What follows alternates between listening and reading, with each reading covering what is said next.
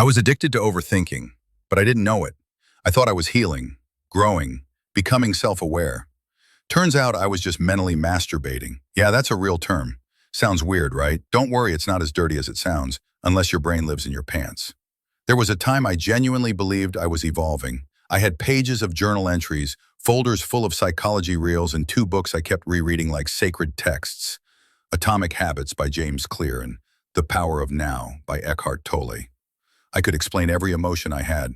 I knew my attachment style, my trauma patterns, even my Enneagram type. It felt like I was becoming wise. But slowly it started to hit me. My life wasn't actually changing.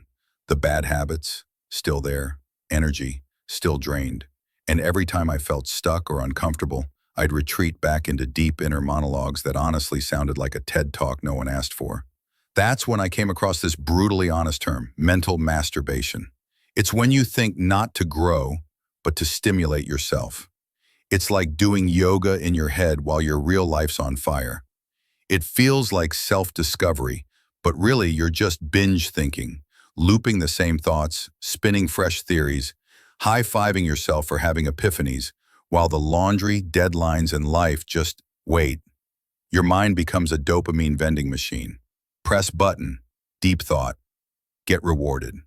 No action required. Turns out, this wasn't just me being dramatic. There's actual science behind this mental circus.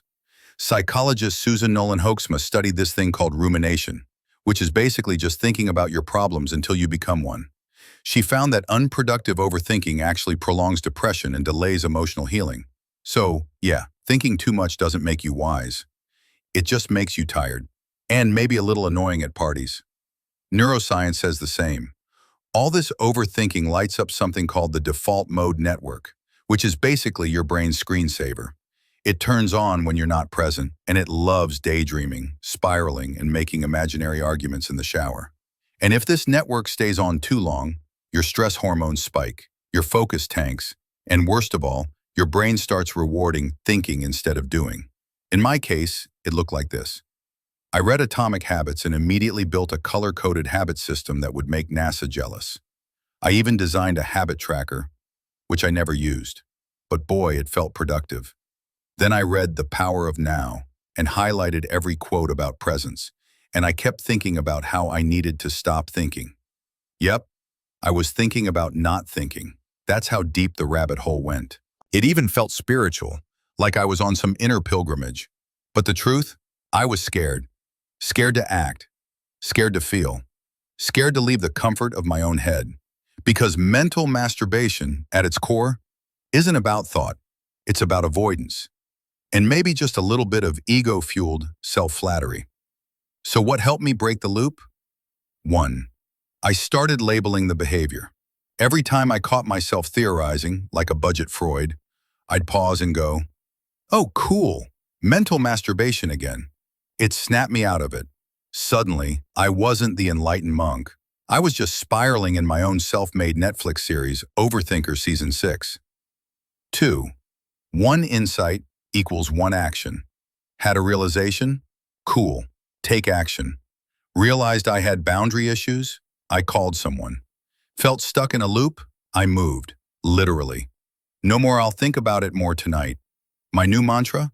Less reflection, more direction. 3. I stopped finishing every thought. Not every idea needs a grand finale. Some thoughts are like weird dreams. You wake up, say, huh, and move on. And weirdly enough, this helped my nervous system chill the hell out. 4. I returned to my body. Because let's be honest, my head was getting crowded. So I walked, I lifted things, I took cold showers. I even danced like an idiot once. Turns out, clarity doesn't just come from the mind, it comes from movement. And yeah, I still fall into the trap sometimes, but now I know when it's happening. I know when my mind is just flexing for itself, when it's performing instead of processing. And that awareness, that's the beginning of real transformation. Look, mental masturbation isn't taught in school. There's no PSA about it, but it's everywhere. It's when you feel enlightened after 10 YouTube videos, then still avoid the one phone call that would actually change your life. It's journaling 3 pages about self-love while dodging the mirror. It's mental stimulation dressed up as self-work. If you've made it this far, I appreciate you. And hey, if you saw even a bit of yourself in this, good, because it's not shameful, it's just human. But once you see the loop, you get to choose whether you stay in it. Thanks for listening. Welcome to the channel. Let's grow for real, not just in our heads.